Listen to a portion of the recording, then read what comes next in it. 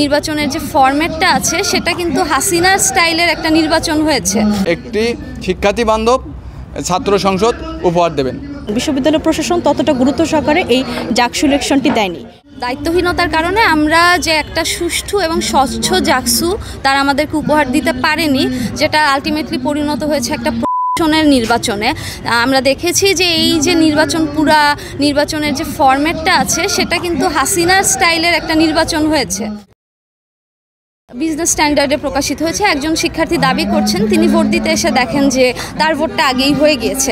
তিনি সাহস করে এসেছেন, কিন্তু আমরা কিন্তু এরকম অভিযোগ আরও অনেক শিক্ষার্থীর থেকে পেয়েছি। তো এ থেকে বোঝা যায় যে আলটিমেটলি এটা একটা নির্বাচনটা ছিল একটা নির্বাচন, এবং এখন আমাদের যে স্ট্যান্স, আমরা নির্বাচনের দিন নির্বাচনটা করি এবং এরপরে আমরা লিখিত অভিযোগ জানাই। প্রশাসনের থেকে আমরা কোনো সহযোগিতা এখন পর্যন্ত পাইনি।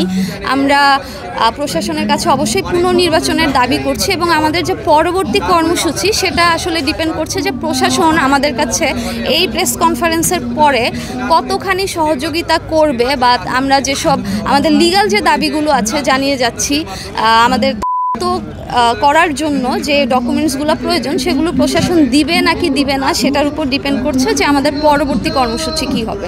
আমরা শিক্ষার্থীরা অনেক গুরুত্ব সহকারে এই জাকসু ইলেকশনটি চেয়েছি, কিন্তু আসলে বিশ্ববিদ্যালয় প্রশাসন ততটা গুরুত্ব সহকারে এই জাকসু ইলেকশনটি দেয়নি। নির্বাচনের শুরু থেকে শেষ পর্যন্ত আমরা নানা ধরনের দেখেছি।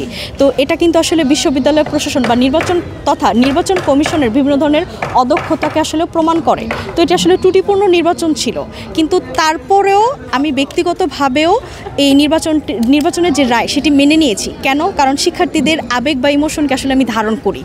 একটি গণতান্ত্রিক প্রক্রিয়ার সাথে যুক্ত থেকে যখন আমরা নির্বাচনকে করেছি, আমরা প্রশাসনের কাছে গণতান্ত্রিক উপায়ে এর একটি সুরাহা চাচ্ছি। যদি প্রশাসন এটা দিতে ব্যর্থ হয় অথবা আগের মতোই বাহানা করে, তাহলে অবশ্যই আমরা আমাদের সাধারণ শিক্ষার্থীদের সাথে নিয়ে, আপনারা জানেন একটা বিশাল সংখ্যক শিক্ষার্থী যারা আমাদের উপরে আস্থা রেখেছেন, তাদের আশা আকাঙ্ক্ষা আমাদের উপরে রেখেছেন, তাদেরকে সাথে নিয়ে আমরা অবশ্যই প্রশাসনের কাছে আমাদের পরবর্তী কর্মসূচি আমরা জানাবো।